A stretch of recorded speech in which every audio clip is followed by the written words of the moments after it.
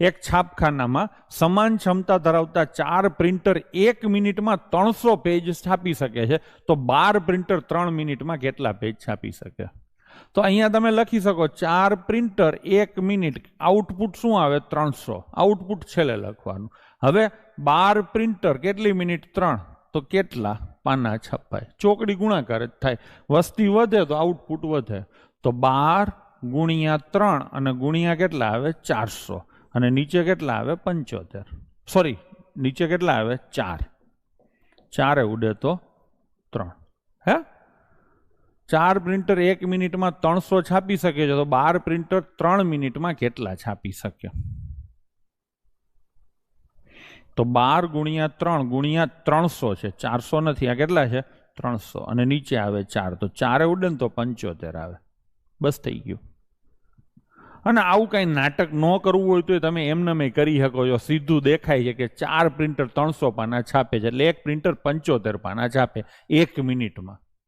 અહીંયા પ્રિન્ટર કેટલા છે? 12. તો 12 ગુણ્યા 75 તમે કરો એટલે 900 પાના છાપે, અને 3 મિનિટનો ટાઈમ આપો એટલે 2700 આવે.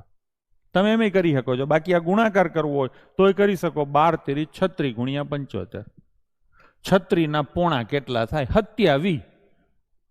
તો 75 નો થઈ ગયું ને. 75 કોનો પોણો છે? થઈ ગયું સીધું. તો જવાબ શું આવશે? 2700. કરી શકો છો તમે. એક છાપખાનામાં સમાન ક્ષમતા ધરાવતા 4 પ્રિન્ટર 1 મિનિટમાં 300 પેજ છાપે છે. 4 પ્રિન્ટર 1 મિનિટમાં 300 પેજ છાપે છે. ઓકે, તો તમને કીધું છે કે 12 પ્રિન્ટર એ 3 મિનિટમાં કેટલા પેજ છાપે?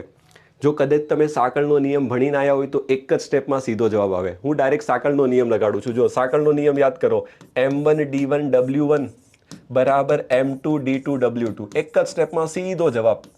કાર્ય સમયને મહેનતાણું ચેપ્ટર જો ભણીને આવ્યા હોય તો એમાં સાંકળનો નિયમ લાગે.